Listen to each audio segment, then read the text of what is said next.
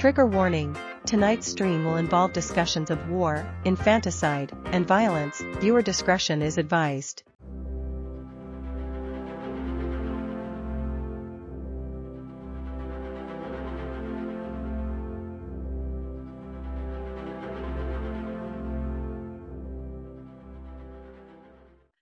Hello, everyone, and welcome to Nom Watch Review, part of Nom Talk Network. On the show, we review the latest film drop, or throwback, celebrating a milestone while eating and drinking our favorite movie snacks and drinks. I'm your host, Celeste, and right now I'm enjoying an imaginary bag of chips and water because I'm at my parents' house. Well, it's not censored, it's just blurred. Because I'm at my parents' house and I'm not allowed to have food or drinks in my room, but put a wine glass to keep things classy. May I introduce our guests for the day? I have Jen Athey and Mikey Flores. Jen is the California West Coast Avengers chapter leader. What can you tell me about that, and what are you snacking on? I am snacking on imaginary snacks also because I filled up on albondigas soup and shrimp enchiladas for dinner before we started. And I'm having water as well. The West Coast Avengers is a cosplay charity group, and we go into children's hospitals and visit the kids, brighten their day a little bit. We also volunteer at community events like charity walks and things like that, cheer on walkers, racers, things like that. Anywhere they need a hero to bring a smile, we are there. We did 50 events last year across all of California, from down here all the way up to Northern California. And I am in charge of all of California. So I coordinate all the events, wrangle all the volunteers, and I have my helper. Alice is my second in command. I have a membership committee that I couldn't live without. One of our other hosts, Mikey, is not Mike. This isn't Mikey, different Mike, is one of our members. So yeah, it's great, and it fills my tank constantly to do that and to really bring my bring my cosplay A game, but for people who need that on their, need that in their lives. They need a hero, so it makes me happy. That's awesome. I love that you're able to combine cosplay and charity and give back So much in fun. a really awesome way. Yeah. Yeah. All right, Mikey is a content producer for his own projects. What projects are you working on that you can talk about? And what are you snacking on? You got them good snacks. Well, I don't have any projects working on currently, but I'm enjoying these Japanese rice cakes that are very delicious. Well, I can't see it, but they're called rice poppers. And they're very good. And then I've got a Pellegrino that I'm drinking over here. So yeah. Classy. I love that.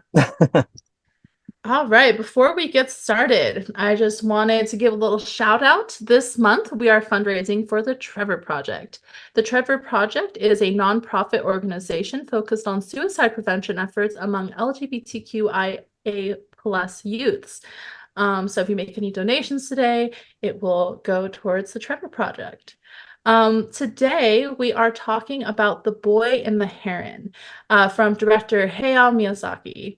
I'm sure he needs no introduction, but Hayao Miyazaki is the creative genius behind Spirited Away, Howl's Moving Castle, and Princess Mononoke.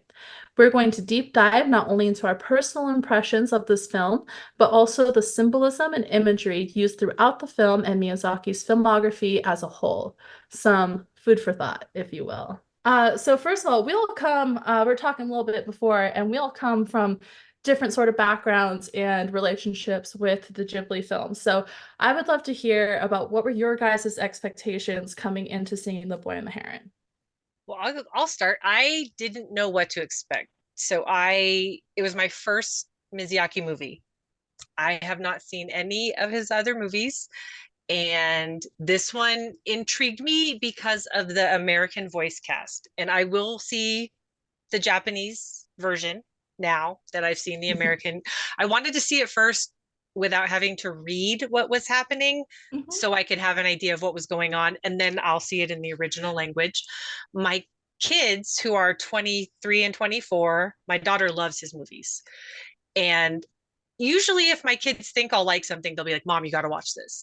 And that's never happened. So I don't know, from the descriptions of the other movies, I think I'd like them. They seem up my alley. The themes of them and the stories. So maybe she just thinks I wouldn't like the animation style. Who knows? So this one, they were both real excited about seeing it. And what intrigued me was my son sent me a clip of the boy and the heron talking, like that, a scene of the two of them. And he goes, okay, guess who does the heron's voice? And I was like, I don't, Danny DeVito. I have no idea, some old guy. And then he told me, and I was floored. I was like, no way, come on. And then he sent me an article. And so I was like, well, now I have to see it to see if he can sustain that. The Robert Pattinson, come on. So the vampire. Yeah, I mean, but let's face it, The Lighthouse, he's a far more varied actor than just Twilight, right? So I was like, okay, I got to see this. So, yeah, so it was my introduction. It was my gateway drug, because now I'm like, I got to see more. I got to see what's going on here. Oh yeah, it only goes up from here. I'm so excited for the journey you're about to take.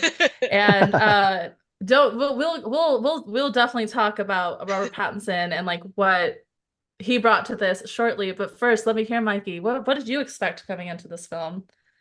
I'm a big fan of Miyazaki films. I think the first one I ever saw was Nausicaa of the Wind, the Valley of the Wind, and I saw his exhibit that he had at the Academy of Art Museum 2 years ago.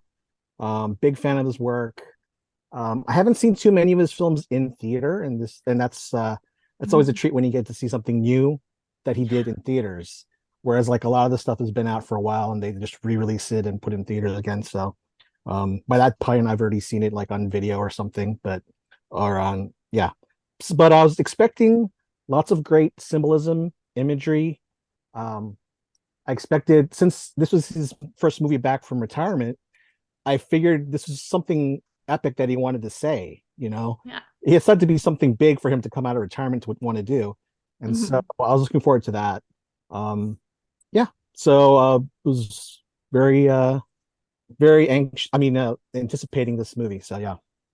Yes. So I'm a little bit between both of you guys, actually. So I am a massive Miyazaki fan. I like this was my gateway drug to all of anime when I was a child. My first movie was, I think, actually Princess Mononoke. So I've been a huge fan for a very long time. I feel the way about Miyazaki and his composer Joe Hisaishi the way other people feel about Taylor Swift. So I'm huge into this. However, I'm also really huge into no spoilers. I don't know, for a second there I had Australian accent. No spoilers. All right. But so I went in, I knew that it was directed by Hayao Miyazaki. I knew it was called The Boy and The Heron. Aside from that, I knew nothing. I went in with all blinders. I didn't know anything. I did know Robert Pattinson was in the cast because I could not escape that on TikTok. He was a sensation on there. But like I would just save those videos to watch later. I didn't watch any previews. Nothing. I didn't know anything about the story, walked in blind. So my expectations were blind, but because of just the nature of being a Hayao Miyazaki film, I had very high expectations on what world we were about to walk into. But we do keep mentioning Robert Pattinson here and the cast in general. I do find, Jen, since I know that you're newer to this world and a lot of times dubbed works get a very bad reputation, you can reliably watch the English versions of Hayao Miyazaki films and always be delighted. He does a wonderful job casting. The actors do a wonderful job. And in this, I have pulled up right here, actually, the cast. In this film, we have great Hollywood greats such as Christian Bale. We have Florence Pugh. We have William Dafoe is even in it. Mark Hamill. And of course, Robert Pattinson. What did you guys think of the casting? Did it transport you into the world? Did it ever break your focus? Oh, and also, my friends, we do have a hydrate. So my hydro homies, let's take a little sippy Thank you sip. for that. Yeah.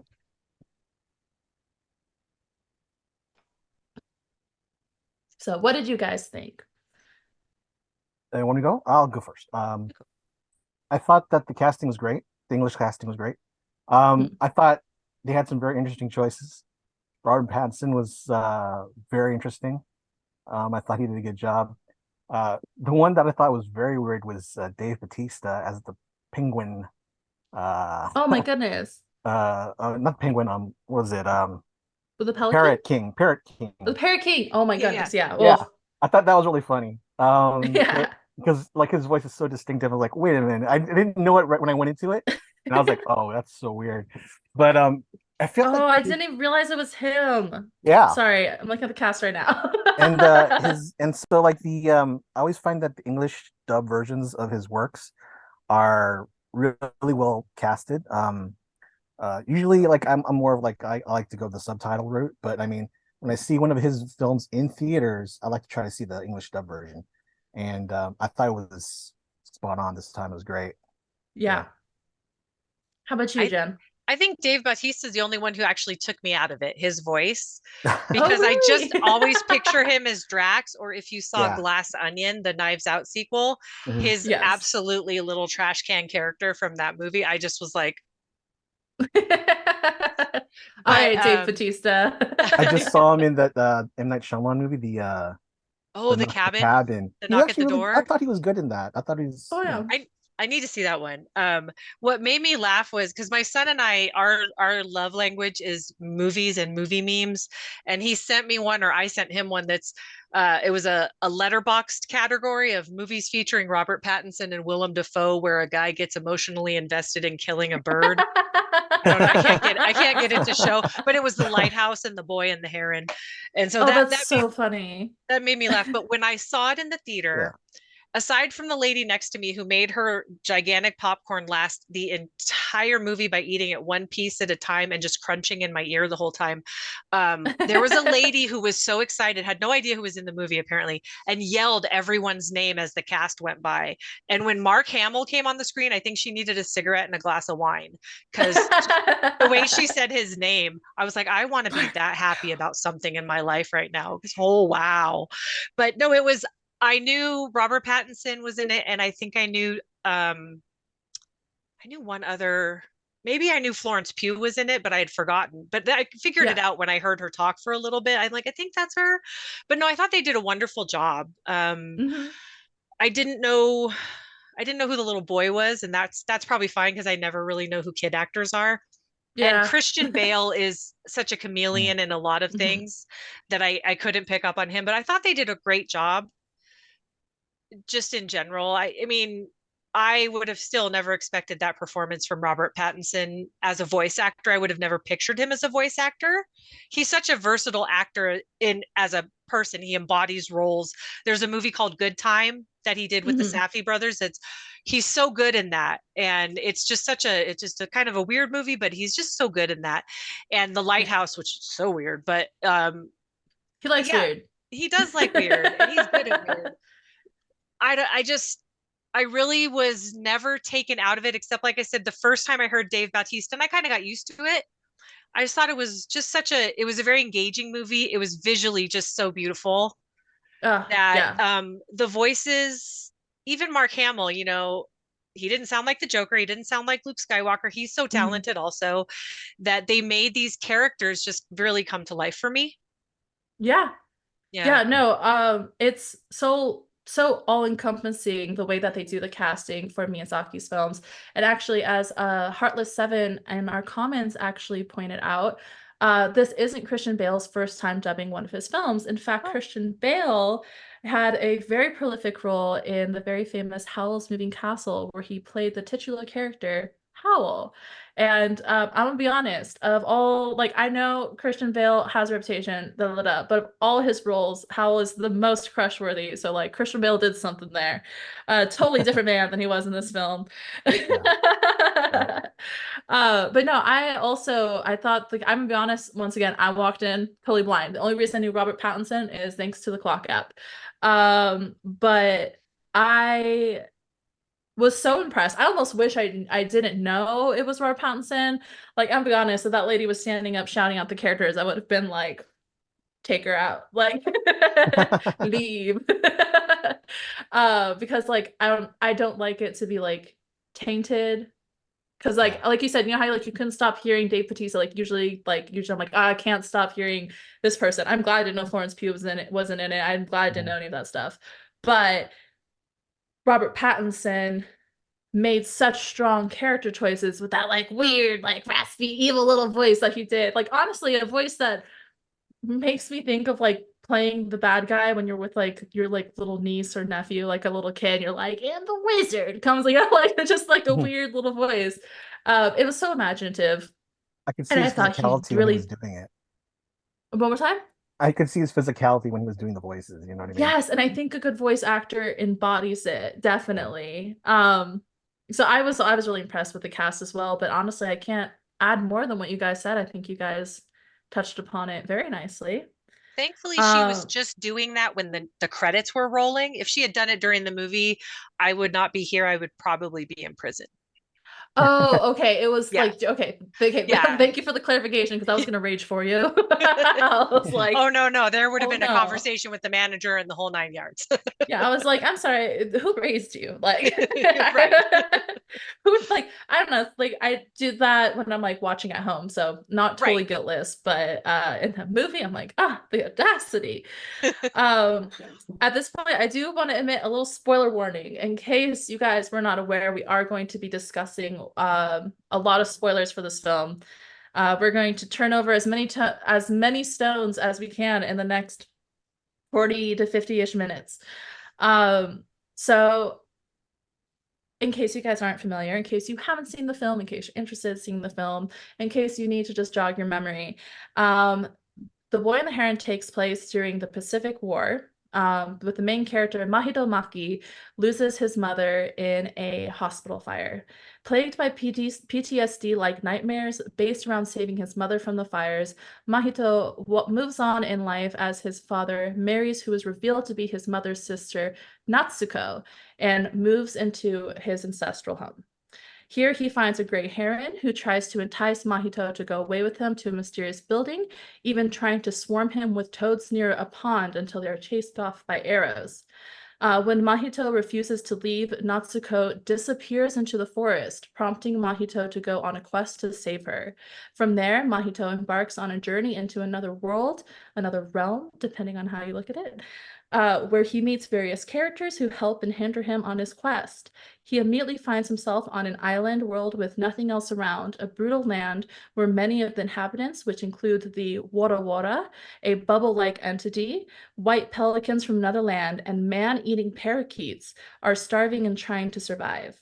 Still, the world is beautiful and fantastical, and his ties to the land run much deeper than he realizes, as his very own mysteriously disappeared grand uncle is the creator running everything. His grand uncle implores to recruit Mahito in building a new world, to which Mahito ultimately refuses and returns to his world. So, before we jump into the many symbolism and imagery throughout the film, what were your initial impressions and what feelings did this film elicit for you guys? Take your time. That's a heavy question.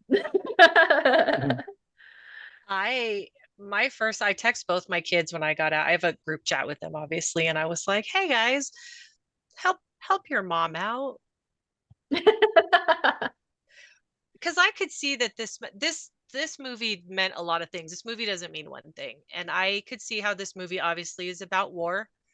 It's Mhm, about change. It's about mhm. fear of change, or at least maybe not hesitation, but like trepidation about change. Like, there was a lot changing in that Yes. kid's life. Oh And yeah. losing your mom is such a pivotal event in your life when you're a young child, when you're any age, I'm sure. Yeah. Um, but when you're a young child, especially, and then all of a sudden your dad's like, "Hey, look, you have a new mom," and oh, she's gonna have a baby, and it was his aunt, right? Like that Oh felt my like it was gosh, I never gasped. clarified. Yeah. I I was was like, like, that's his aunt, Yeah. mom, baby's in her. Oh, what's going on here, Dad? You were busy. and I was like, I um, had to remind myself, I was like, it's a different time. Different Yeah. time, right? Yeah. Dad went on a lot of business trips, apparently. They Um, had to keep it in the yeah, family. but I also Yeah. remember Definitely. I was thinking too, and I remember, he had retired and he had come back. I'm like, okay, Tom Brady of animation here. It's like, of course, I made a football joke, and my kids were like, "Who? What?" And I'm like, "That's right, you're my children, but Sometimes I wonder. And I said to them, I'm like, this movie felt like, is this about him and leaving his films, making films, and like worrying about what's going to happen with his legacy when he leaves filmmaking, and what's going to happen with like his studio, and what his legacy is going to be. So he had to come back because it's just not safe in anyone else's hands. And my son is like, so did you not understand the movie, or did you understand the movie? Because I'm like, I have no idea. All I heard was the lady chewing popcorn next to me. So there was just so much going on in it. And I was a theater major and English major back in the day. So symbolism was my thing, but there was so much in here. I'm like, I don't even know where to start. They just packed it in there. And There's at the a end lot of the to day, unpack. I don't know that we're supposed to fully understand this movie, which I suspect any of his movies, Mhm. that there's just a lot. And Yeah. obviously the war part was on the surface. Like that's the main, like, here, this is about war. War is bad. War is a problem, obviously. And I love the aviation thing. Like, I'm going to look for that in the other movies, because my partner actually, he worked, well, he doesn't now, but he worked in the aviation field. So I'm like, I may get him to watch them with that. Be like, it's about planes, babe. Come on. Yeah. Yeah, no, he has films featuring planes, and a lot of his films feature flying in like many different capacities. That's cool. And he deals with it in a way that is both and admiring the like physical and mechanical requirements of flying, but also like the spiritual feeling of like the freedom of flying. And so Yeah. he does a Cool. really good job of really touching on all aspects of that. And otherwise we'll get off topic, but I Well, can and go on for a while. But yeah, even Dad's factory in this made yeah, the shells for the tops of the planes. Because I know exactly, when they were bringing them exactly. into the house, I was like, Mhm. oh, those are like the cockpit shells. So, Yeah. Yeah, it no, was even a little bit in this. I know, you will see as I reveal what I sleuthed out about what I found to be a lot of the meanings and symbolism.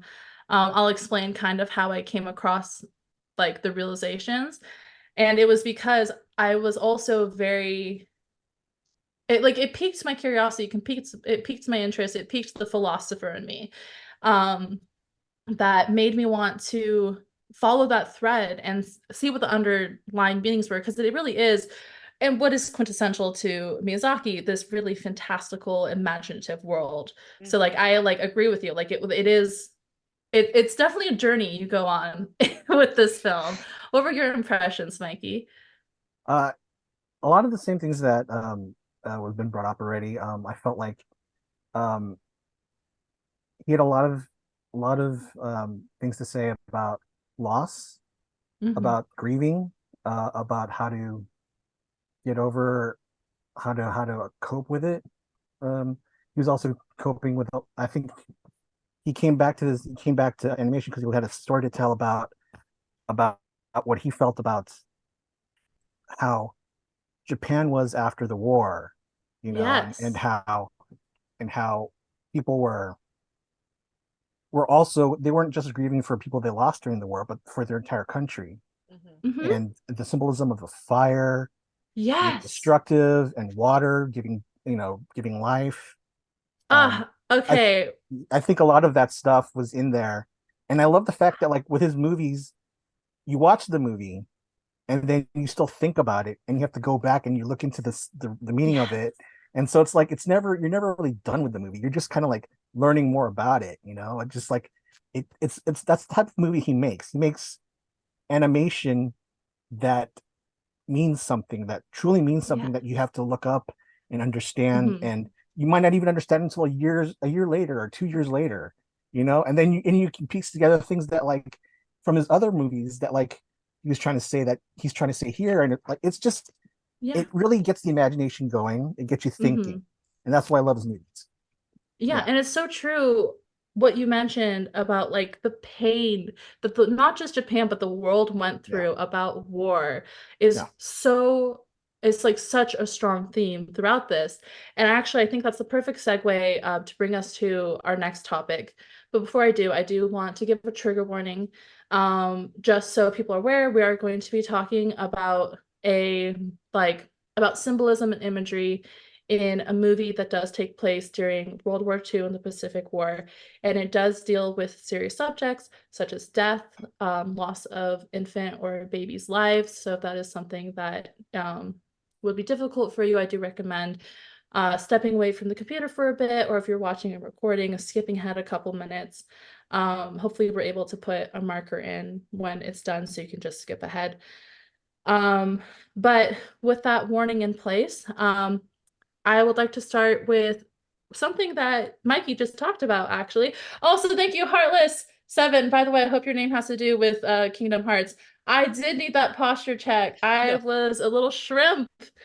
Usually I'm in a chair so you can tell, and it's like easier, but I'm sitting on my bed and I am like got full like I don't know, when you look in the mirror and you're like hunched over like this, and it's not good. Thank you, Heartless. So Mikey, you were talking about the elements. I did feel that elements is the most obvious symbolism. So I did want to go through each one of the elements and kind of what they embodied in the film to us. So the first one I think is the most obvious, the element of fire. We see it with his mother's death. Huge spoiler again, guys. Well, it happens the first 5 minutes of the film, but his mother dies in a fiery explosion at the hospital. He has nightmares frequently surrounding trying to save his mother, in which fire is present. But it is also present as and not only does it present in a very destructive way as a symbol of destruction, but it's also protective. We see Himi, the fisherwoman, who uses fire in order to protect the Wara Wara, but it also hurts the Wara Wara. Did you guys have any sort of additional things? Because I took the fire to mean like destruction and protection. It served both roles. I think also Kikuro, the fisherwoman, who was like the older lady. You guys need to watch the film if you're lost. She also uses fire to protect him from the white pelicans at the very beginning. So like it seemed to play both those dual roles, in my opinion. What do you guys think? Well, I think the fire was so the first time you see fire, it's with his mother. And that scene was very disturbing in the way that it was animated. It was like you could feel how horrific that scene was that they were experiencing. So I thought that was like, so yeah, I know, just thinking about it. And then so the whole time when I see fire the rest of the movie, I was wondering like how he would present it. And he does use it to use it as protection. And there are several scenes where people are engulfed in flame sometimes. And so I feel like he's trying to like explain that like, fire can be destructive, but also you shouldn't fear it because it is an element. It's a good thing. It can be a good thing. And that's how he uses it to like, as in protecting certain people or certain things, So I think that was an interesting way to do that.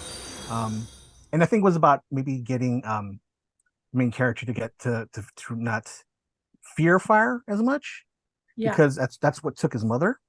But also fire could be used to protect people he loves, things he loves, stuff like that. So yeah.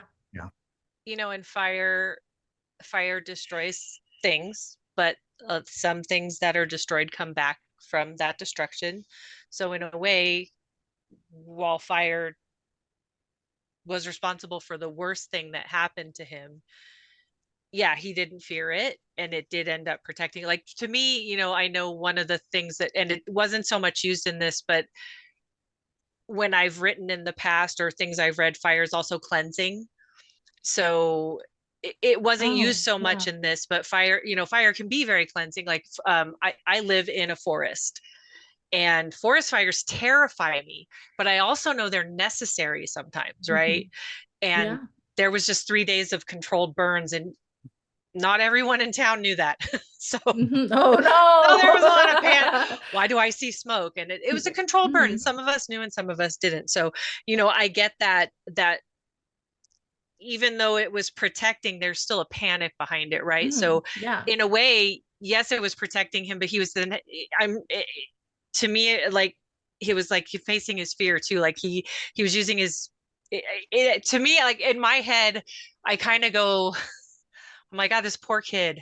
I know. The fire's protecting him, but it's got to be like causing him anxiety. I was taking like a few extra steps, right? Like, Yeah. I'm like, oh, this Yeah. poor kid, man, he's got to be terrified. That fire is the same stuff that the fire killed his mom. And that, you're right, that opening scene, the way it was animated, I was like pushing back in my seat, like, just It was comfortable. Yeah. no, Yeah. it was, just I mean, it was beautiful, like visually, again, this whole movie. Yeah. I No, was but just you like, felt oh, it's for so him. beautiful. You Yeah. really felt for him. Yeah. Yeah, I did. And like, And just, yeah. the panic in that opening scene of everybody was palpable. And then to turn around and have the fire be the rest of the movie be so, like, in a protective way. Yeah. I'm like, oh, this poor kid.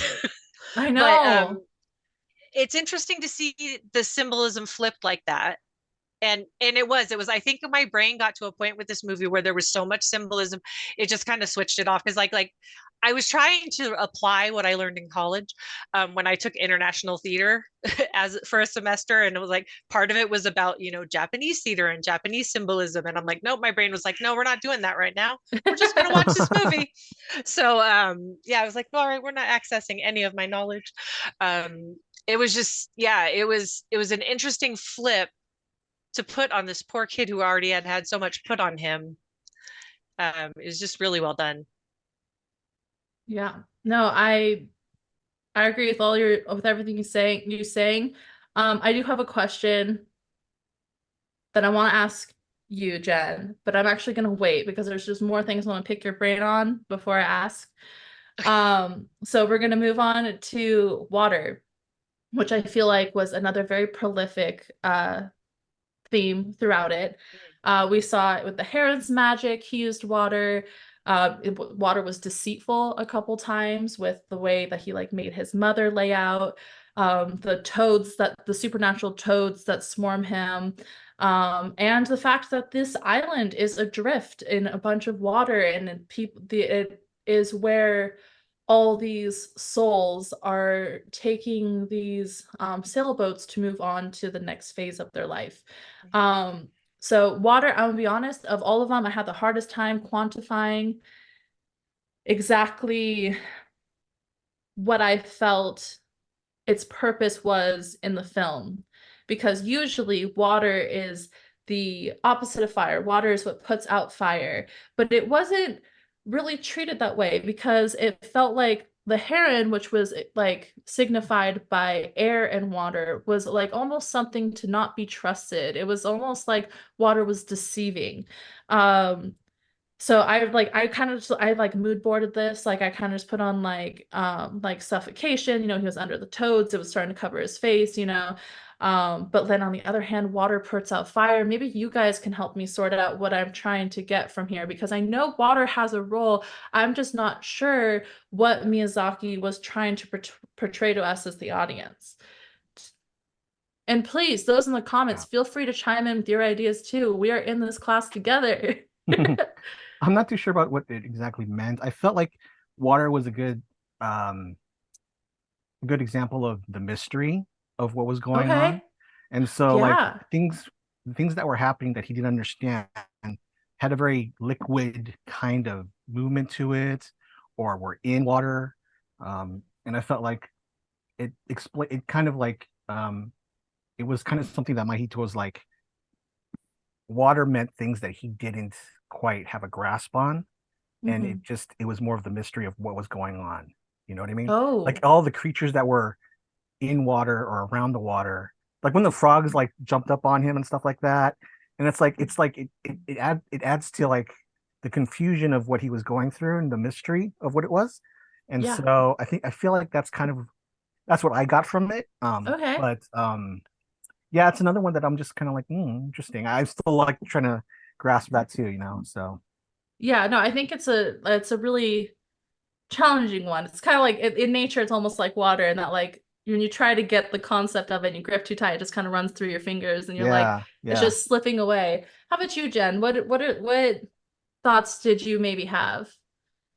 Water is another good symbol for change and Oh, also things that are out of our control. Because, like you say, it slips through your fingers. It just goes. Water just yeah. flows. Water Yeah. flows whether we want it to or not. Sometimes it keeps moving. Um, and the march, the march of time, the march of water. The boats going to people going to the next world. Hmm. The water taking them there. It's like the river Styx, kind of. It's Yeah. Yeah. your next journey. Phases Water of was his next. life, Yep, it's the phases of life. I the mean, flow of life. water symbolizes change and um I think change. transformation, I guess, too. Like if you think of Hmm. um under the surface of the water, things are happening that you may not Yeah. necessarily realize are happening. So you put a rock, a regular rock under the water, and after a time you take it out and now it's a beautiful smooth edged Oh. rock where it wasn't before. So water's very transformative. Hmm. And but water was used a few different ways, like you said, and it was one of those things where it was like, okay, what do you mean here? Well, how are you using it here? And Yeah. there was a lot of water, and like there was, I mean, the elements, like you said, when you brought that up at the beginning, I'm like, this was just, there was so much nature in this, Hmm. just the fact she went into the woods, like I was like, oh boy. Because Yeah, you're like, oh, that can't be good. I'm a big musical buff, and one of my Yeah. all-time favorite musicals is Into the Woods. Into So the of course woods. my first thought was like, well, this isn't going anywhere good, because Yeah. Like she's being whisked no, away. don't go in there. That's bad things happen Mm, in the woods. Come on. Mhm. I live in the woods. absolutely. So, yeah, it was just the symbolism in this movie, like I said earlier, it was so overwhelming that I don't know how many times I'm gonna need to watch it to like pick out everything. To really, Yeah. it's almost like you need to sit down and say, okay, today I'm going to pay attention to water in this movie. Yes. And like, Well, what I also find really interesting, and what I'm even finding in this conversation, is that you almost can't discuss one element without discussing the others. Because already, like, as we're talking about water, you're talking about how, like, it weathers stone, it makes it smooth. And that's got me thinking, because I have a whole thing written out about the stones. And, that's got me thinking. I was like, oh, it's true. Water does weather stones. And now it's got me thinking. I was like, I wonder if that plays a role in his story. That's something to go back and watch. But the earth is going to take us a while, so I want to jump straight to air, keep it a little simpler before we get into earth, because I do feel like earth was like the thesis of the movie, Mhm. but we'll get there. So air, we see lots of air taking manifesting in this film. We see his father's air munition factory. He's a factory owner. The various birds that we see throughout the film. so many. Um, and I wrote I wrote down, because I thought this was interesting, because like for what you're talking about in water, I did write the flow of life. So I thought it was really interesting you're talking about that. So maybe this will make sense to you. But like the illusion of freedom, in that like usually flight is a very like freeing thing, but we have these white pelicans who say that they've been traveling for weeks and months and years trying to find a way, but all there is this island, and like they have to stay on this island because there's nowhere else to be. And I just thought that that was a very interesting choice, because many of us, like, if you ask someone who, if they could pick any superpower in the world and it was flight, and you ask them why, they say it's because the freedom, because I can go anywhere I want and then I'd get there faster and like all these other things. Um, so I thought it was really interesting that like these creatures that are given the superpower of flight were limited in that like they had nowhere to go. They were trapped into this one area.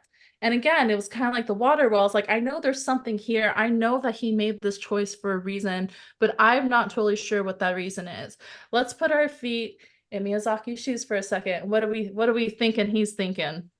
And it's okay if you're like, I don't know, because that's a perfectly acceptable answer in this space. You're not in English I'm class. scared to watch the rest of his, as I'm like, are the rest of his movies like, is this like his own universe? Is this a multiverse? Am I No, getting No, into they're like, not connected. okay, except for Whispers of the Heart and The Cat Yeah, Returns. Those are yeah. connected. They have returning characters, but it's okay. literally a cat statue. So like, don't be alarmed. No, I love that because I love cats. A I lot had of to the love Yeah. themes are the Find same Out, though. but I A lot of love. All his films are thoughtful, but he runs the gamut of like lighter kids works like Ponyo, Totoro, and Kiki's Delivery Service that still have the like important themes, but like are much lighter, to very poignant and thoughtful, powerful films like Princess Mononoke. Okay. Princess Mononoke is one of my favorites, by the way, so don't knock it. I love that one too. Yeah, like it's one of the ones that whenever I tell people, they're all like, "Oh yeah, no, it's a fantastic film." And we might mention it a little bit later because, in my opinion, it also talks a lot about World War II, and we're going to talk a lot about World War II today, guys. Uh, Mikey, did you have anything to add about your thoughts on Air? As far as this movie goes, not quite. I don't really have much. Like Right, one of not my as favorite, much. my favorite movie of his was The Wind Rises. I love that movie, and there's a lot Yeah, of airplanes and stuff like that. And so this one was, it felt like that. Obviously, the father worked at the airplane factory and stuff like yeah. that. And there's a lot of birds in this one. I think he has a fascination with flying, obviously. Mhm. So when I saw it in here, I don't know exactly. I think it just kind of symbolizes his childlike wonderment of like of loving things that are like a flight, the freedom Yeah. that you get from that. I also think that it was interesting that there were so many birds in here because birds are usually very peaceful, like a symbol of peace almost. But here Uh-huh. they're like a symbol of chaos and like Yeah, none of these Oh, birds. and it's like oh, like just you wait. evil, right? So it's like it's interesting that he had so many all the flying things in here were very very evil or very very not evil, but like not well some of them were, but like Yes. very ambiguous, I guess you could say, but like Mikey, yeah. Mikey, Jen, just you wait. You're just wait till we get to the bird. Keep in Yeah, mind everything you're saying. Everybody in the chat, keep in right. mind what he's saying right now about the birds, because when I reveal something to you guys, literally I was in the car and I was like, Yeah. what? Like, oh, it's really interesting with what you just said. It's Yeah, very so I mean interesting. that's why that's my whole thing about like the air is this like it's just it's what he loves. He loves flying, but Yeah. the way he brings the birds into it this time. And Yeah. so Yeah. that's what I was getting out of it. It's like, oh, an interesting choice. And I think it's part of those things where it's like you have to go back and you have to watch it again and see what he means by Hmm. it eventually. And you'll probably get it a couple years down the road or whatever. But like, and you'll see like connections to different movies, even though those movies aren't all connected, like there's like two, but I mean, Hmm. they're not all connected. There's Like elements of it. themes. He Yeah. kind of means to say the same thing in this movie that he meant to say in the other movie. You know what I mean? So Yeah. yeah. Yeah. No, I agree with what you guys are saying. Air it's a topic that he can't seem to quite stay away from throughout Mm. the majority of his works. In some capacity or other, he deals with flying. And actually, fun fact, his father worked actually at a factory building airplanes during World War II. So There you that go. could be part of why it is so Yeah. prevalent. So the last element we haven't touched upon yet was Earth. And this one, maybe the most obvious, we have the stones. Um, I wrote something here. I'm just going to read it to you guys. So the stones I felt were the humans' need to gain control of the world and environment around them, right? The grand uncle is trying to create. In the film, the grand uncle balances precarious stones to balance the world. He offers the same to Mahito, who senses the stone's malice and refuses the mantle offered to him.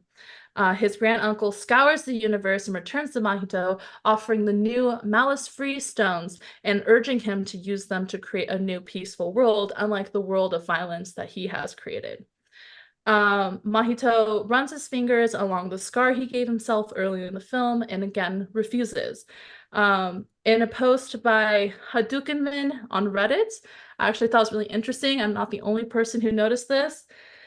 According to user Hadoukenman on Reddit, the stones is linked to humans' attempts to bridge and control both realms. However, it is also associated with the folly, imperfection, and damage that can result from said attempt to exert control.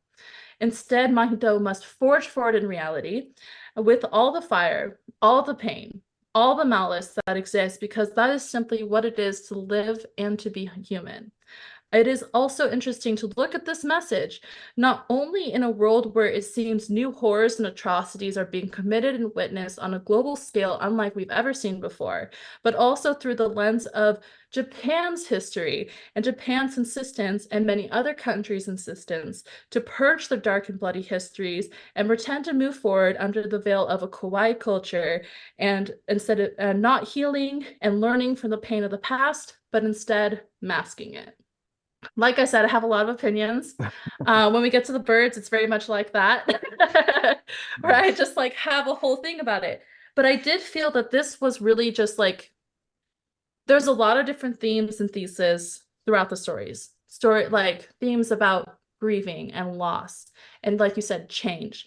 But I really felt, especially looking at the time frame in which Miyazaki worked on this film, looking at his past history and the release date of what we are seeing in the world, that there was just a really strong theme of, yes, our world is on fire. The world is a dumpster fire. The world is painful. It is ugly. There is pain, but we can keep moving forward. We learn to love and we learn to grow.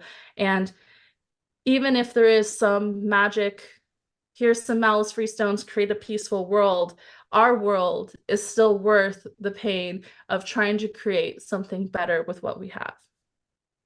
A little cheesy, but I like it. I like it too. Yeah, it makes sense. Yeah.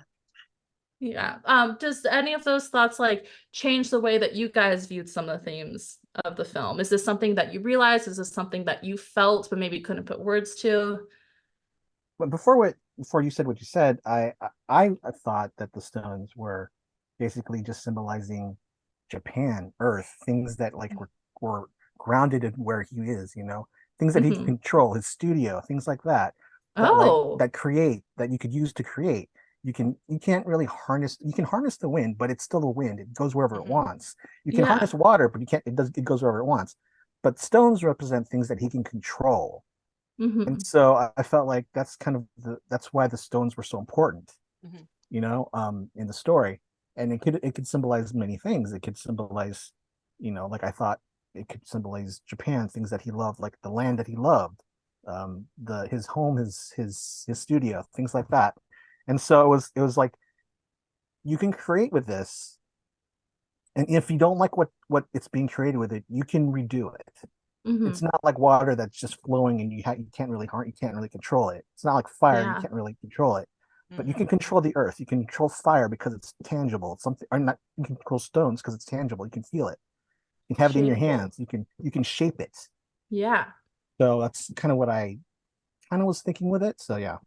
I know, I like that because I hadn't thought of it from such a personal standpoint of like how it actually affects Miyazaki's immediate world and surroundings. The fact that he is an artist and a creator. In fact, they can't seem to make him stop. They've apparently tried to ban him from the studio, like, no, you're retiring. And he's like, but I have ideas. I have more to say. And I'm like, let him have ideas. I want more. I hope he never retires. I mean, I just love watching his movies. So I think this is who he is, like at this Look point. at him and John Williams. John Williams is like, so about that retiring thing, I'm going to just keep making music until, it's fine. It's fine. Don't mind me. And that's what I even said to my son. I'm like, does he just feel like he's out of control if he's not able to make movies? So he came back to make movies? Like, that's what I feel like this movie was about. It was World War II, and he wants to just keep making movies. He's like, yeah, you're probably right, Mom. Miyazaki is very famous for being this man who creates a beautiful, light world, but is a curmudgeon. He is a cranky old man who is angry with the world and angry with humanity. And I think that this is his way of coping with that, because I think people who do develop that sort of bitterness towards the world usually feel, experience, and see the most, He's very nostalgic too, I think. I feel like he likes how things were. and he kind of wants to go back to that. Like in his movie, Yes.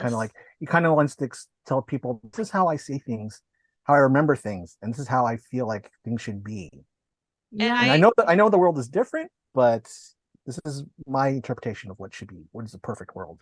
Yeah. the point from the Reddit post of so I'm gonna guess that the whole idea of taking the stones with the malice, taking them away, and here's some stones that don't have malice in them, kid, knock yourself out. You know, oh, we're if only it were that easy to fix the world, right? Like to just Yeah. to take the malice out of it. Yeah. Now it's all better. You know, the Stack things it that real nice. yeah, stack it pretty. The things that man has seen his country go through, his world go Mhm. through, you know, I can't I mean we've all seen some things the last few years, but we can't imagine World War II. We can't imagine anything on that scale. Um, you know, I've read a lot about it. I'm reading a book right now about a woman spy in World War II, Oh, a real wow. book, like a true book. Well, I'm obsessed with Peggy Carter and Captain America, so you know, that's what I do. You know, I anything that about that time period, World War II, the 40s, vintage, I'm like, oh, let me read that. It's a female spy, give me that. So, you know, and it's just people watch the movies and they're like, oh, that was so hard to watch. And I'm like, but that's what it was.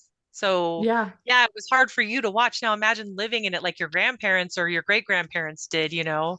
Yeah. One of my kids really loves World War II history. So, you know, I've seen her have a conversation with like a man who's in the military about it. And she's like, no, no, no, that strategy didn't work. They did this. And I'm just like, okay. So she, you know, oh, okay. But it's just, you know, there's a reality to it that I think people have forgotten Mhm. or would rather forget. And so that whole like Yeah. yeah, like, oh, shiny kawaii, it's really cute. Look at these cute little, you know, these cute little anime creatures or whatever.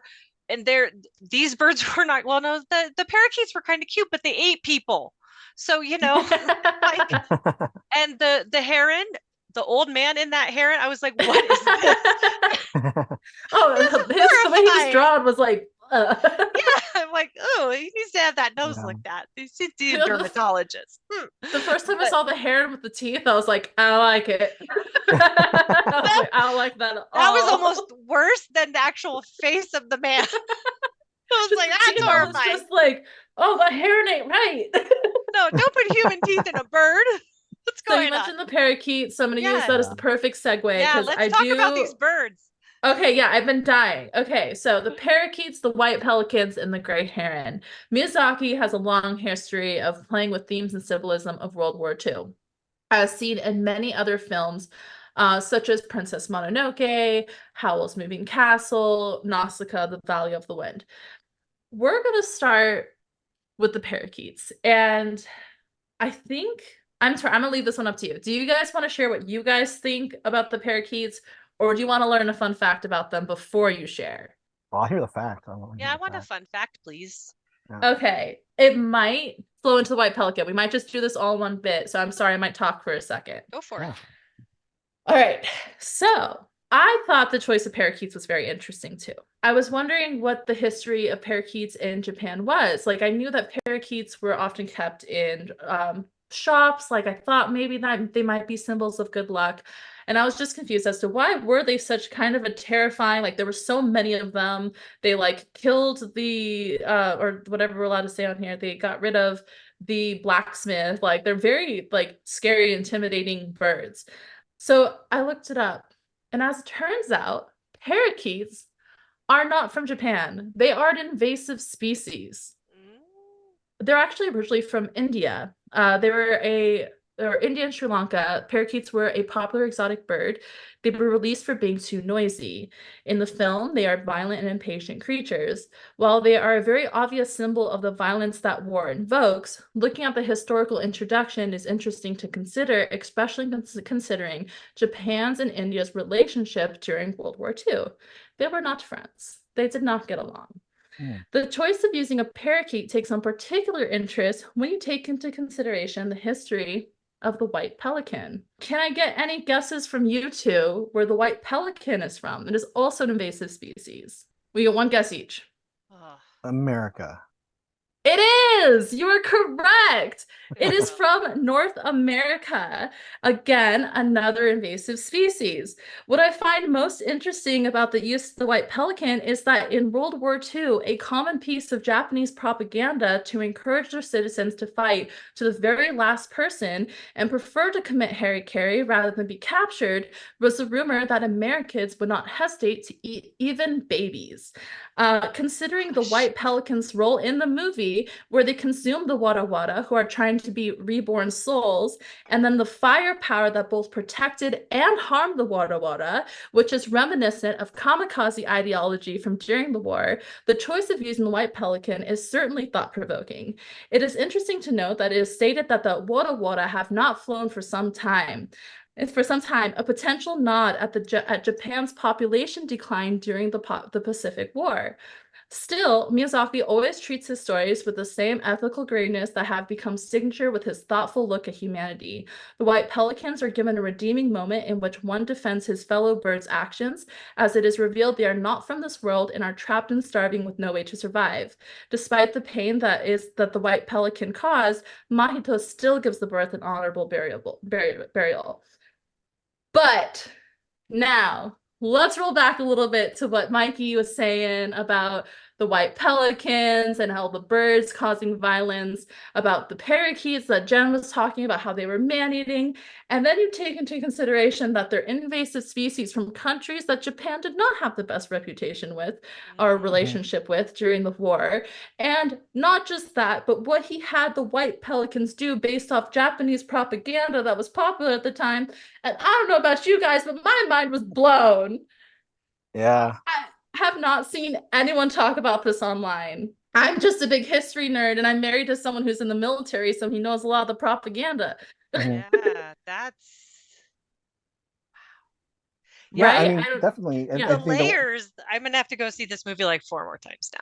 yeah, I mean, it makes sense when you think about what the White Pelicans were doing. They were basically holding back the Wada Yeah. Wada. They're so if you imagine the Wada Wada as Japan, then everything that that's been happening even post-war, whereas like Hmm. Japan was very had to be had to give up the military and and become very well. They chose to do that because they wanted Yeah. to be because of everything that happened. But I mean, they felt like the Wada Wada was kind of like, I mean, if it was America coming in, kind of suffocating, kind of like control, like keeping the Japanese people down. You know what I mean? Yeah.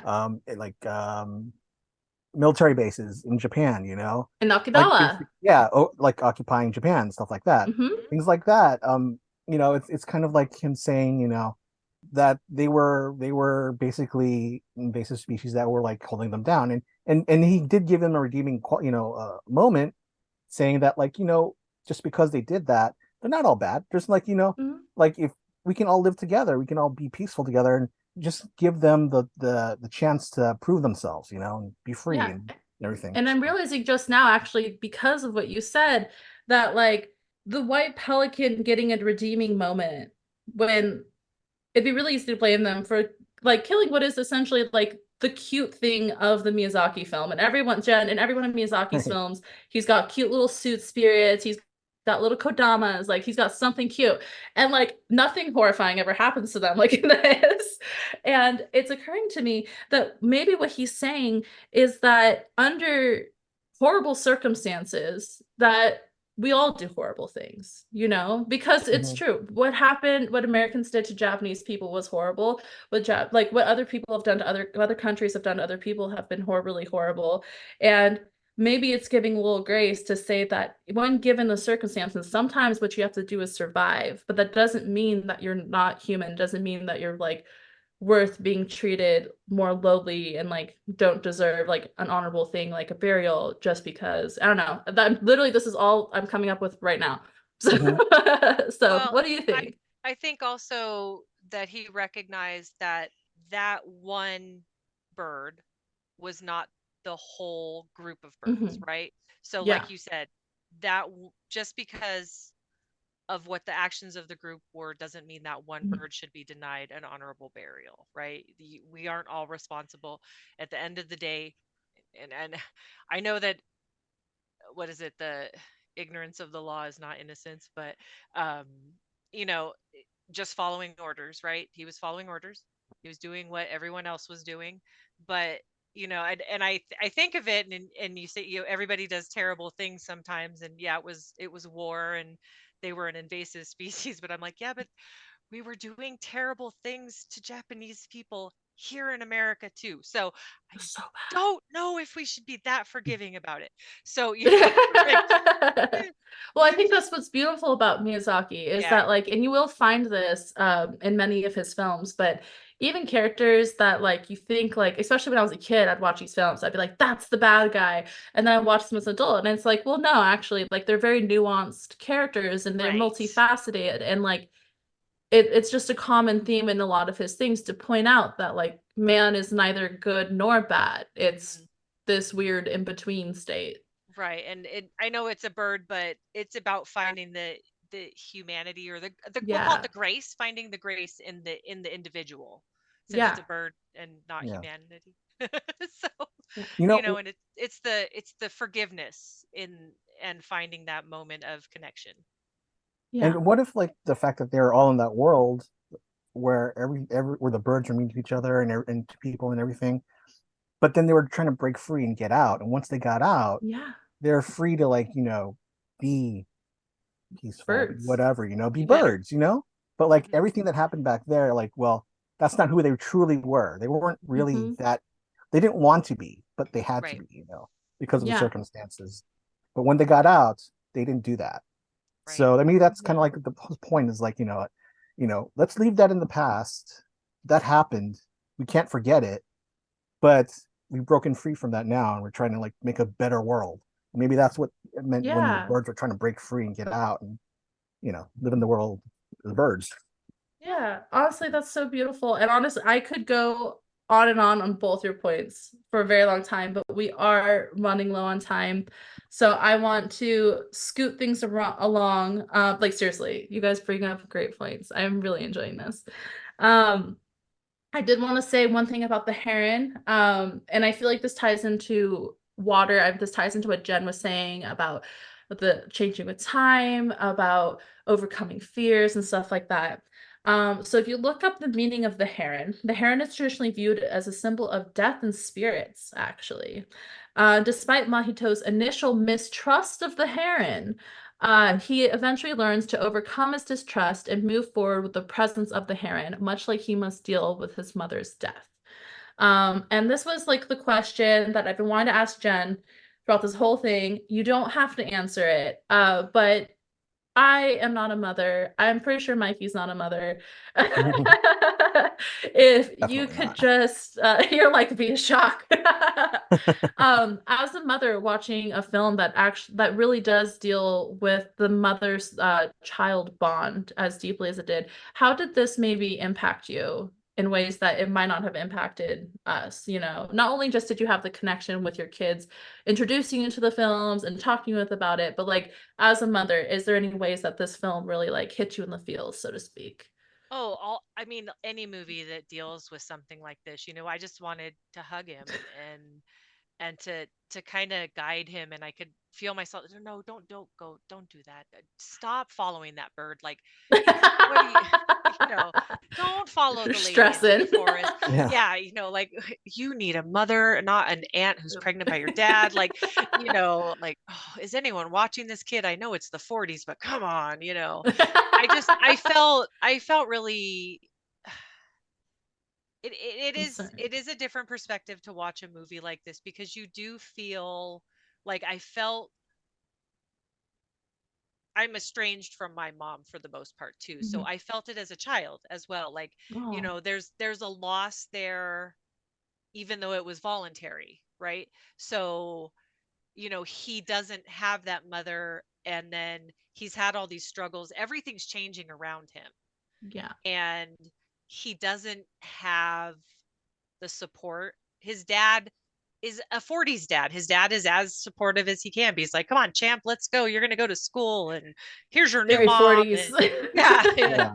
I'm going to go smoke cigarettes and build airplanes. You hang in there, like, but and I have, my kids are older. They live kind of far away from me. I would I would give my right arm to watch this movie in a movie theater with them, with my arms linked with them. Like, this is the kind of movie I would like to share with them in person and just sit around and go get, because they're both over 21, go get a beer afterwards and talk about this movie. You know, Yeah. it's that kind of movie where I feel like we could talk a lot about it and bond over it. Yeah. So it actually, this movie kind of, because I knew they'd already seen it and I was like, I miss them. But no, it did any movie about a kid like this who's so lost and trying to find his Suffering. way. I really I just was like, oh, I want to hug him and help him, and just, and then I'm like, what's with all these birds? This kid, God, get him away from these birds with teeth, so You're just concerned as a mother for this yeah, child. just but also I have that misophonia where people chewing makes me homicidal, and the woman next to me,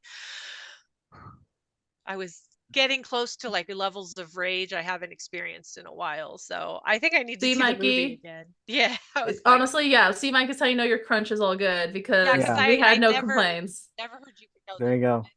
that. Good. I'm Yeah, glad. you're good. It's all quiet. It's all Trying to quiet. test me. So no, All it right. was Well, heartbreaking.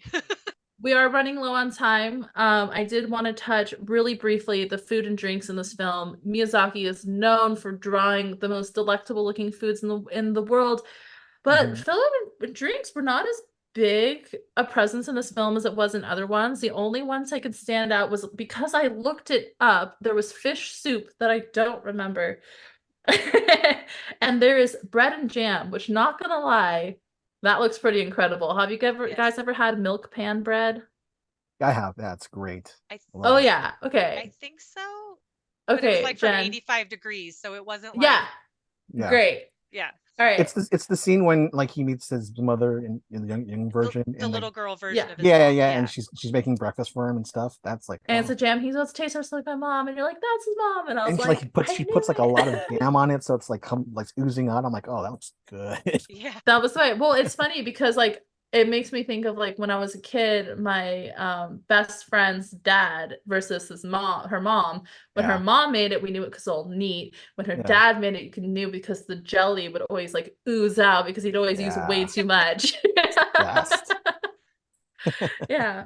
And like, I'm gonna be honest, are we allowed to cuss on here? I'm not sure, so I'm not going to. But I really F with bread and jam. I eat that all the time. So I thought it was delicious looking.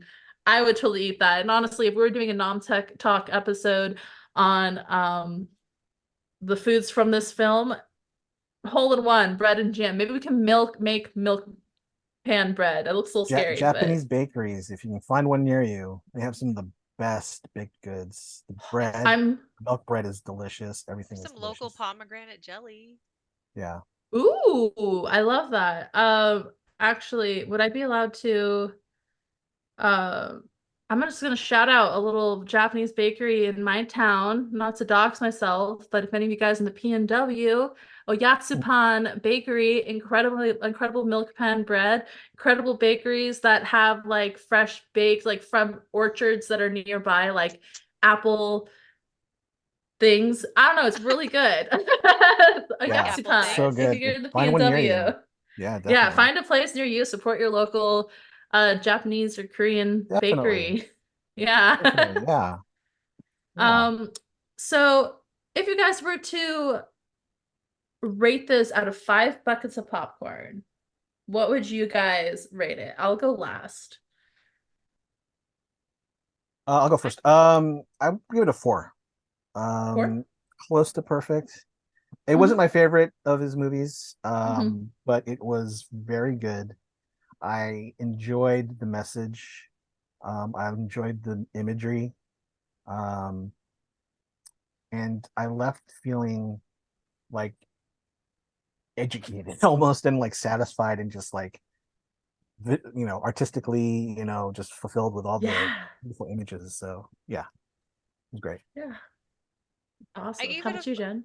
I gave it a 4 because I didn't have anything to compare it to of his. So Mm-hmm. I'm like, it's a solid 4. I thought the ending was a little abrupt. Well, a lot abrupt. It just I agree. over. And I was like, I was okay, upset. is that how all his movies end? Mm-mm. And then yeah, I mean, solid cast for the American dub. Um, I really enjoyed it. I felt, for me, the theme of grief and loss was like the strongest theme I took away from it, because I kind of knew that's what it was going in.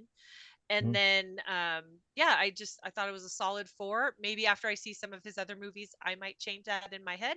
But Yeah. that's where I'm at right now.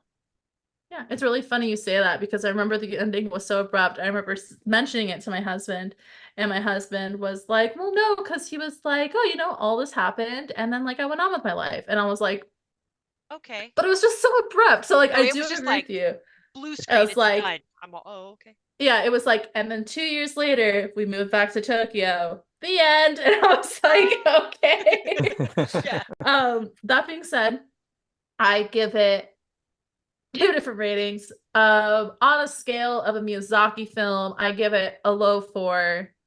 Not my favorite of his works, but still his ever imaginative, beautiful, fantastical worlds that he created is unparalleled. His animation style, stunning as usual. His characters, beautifully nuanced.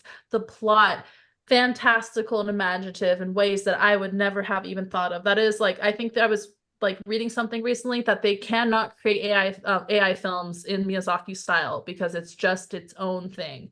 Mhm. So Yeah.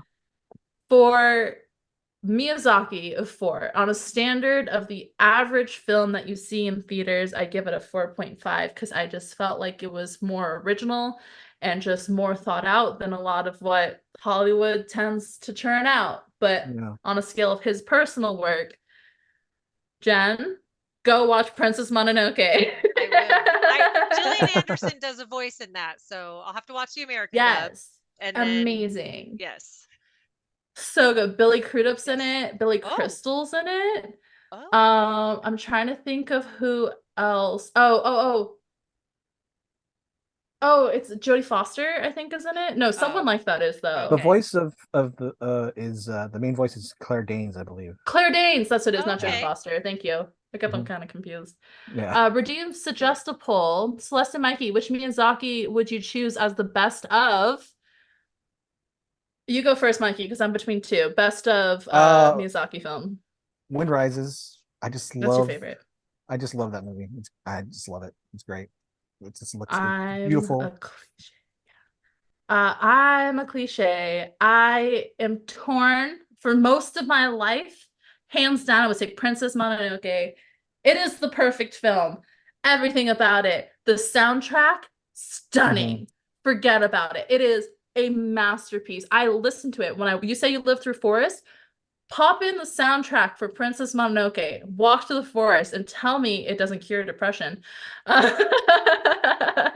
um, the story is dark and stunning and heart-wrenching. The characters are beautiful. I like that is a perfect film to me, is Princess Mononoke. But I have so much love for Howl's Moving Castle. It is also a visionary, a retelling of Wizard of Oz. It Oh. is incredible. I want to, if I were to ever have a child, I would name my child after the main character of that film. This is Howl's little thing that he wears. I adore Howl's Moving Castle too. Also stunning, also beautiful storytelling. And there is something about it. If you watch it, girl, get my Instagram. If you watch it, like watch it on HBO and then message me. And I'm going to make you rewind to a specific part in the beginning and then replay a part at the end. And I'm going to tell you something. And then you're going to cry like I'm going to be crying as I'm typing it out to you. It is Okay. that sort of good where you learn something Perfect. about it and you're like, oh my God, that's such good writing. And it's in the English version. So, Perfect. yeah. Yeah. So All right. I I'll don't make make a me note. choose, Heartless. I love them both. I will say also, I know a lot of people are like only into subtitle, but like his movies are worth watching the dub versions because they get great casts They're for all so of those. good. So I mean, it's worth watching in the dub version as well. Yeah. Absolutely. I really enjoy the English versions as I've Mhm. watched both, but like I really enjoy the English versions. They did a great job. Yeah. And it's very rare to say that about anime, and it's with such consistency, the quality. It's so good. Very good. Oh, I closed this, but I did not mean to. Thank you, everybody. for joining us today. We ran a little bit over. Oops, sorry. You guys were wonderful to have on. That's all the time we have today to talk about The Boy and the Heron. Shout out to my guests, Jen and Mikey. Where can we find you on social media? You can find me at do_as_Peggy says on Instagram, and you can find the West Coast Avengers on Instagram at California Avengers. No underscores or anything, all one word. Very cool. Let's check out some charity, shall we, guys? And how about you, Mikey? Where we can find you and what you're up to? Find me at Gripsy47 on all socials. That's about it. That's why I wanted her to go first because I have nothing going on. So. That's fair. I am Celestial _either_ on Instagram and babe_Ross on Twitter, or X, formerly known as Twitter. You can find some cosplay and, well, I'm going to be doing more cosplay. So, like, you'll find cosplay and you're going to find body painting on there in my own nerdy little world. And occasionally, Nom Talk stuff right here. Thank you all again for tuning in. Be sure to join our Discord to keep the conversation going. Tell me what you guys thought. Tell me if there's something I missed. Tell me if there's some World War II trivia that Miyazaki wove into his story that we totally missed, because I'm sure we did. And yeah, let's keep the conversation going. Also subscribe to us on all platforms where you can find us as Nom Talk Network. Tune in on Monday when we talk about 1994's cult classic Clerks. Until then, I'm your host, Celeste, and you have a nomorific day.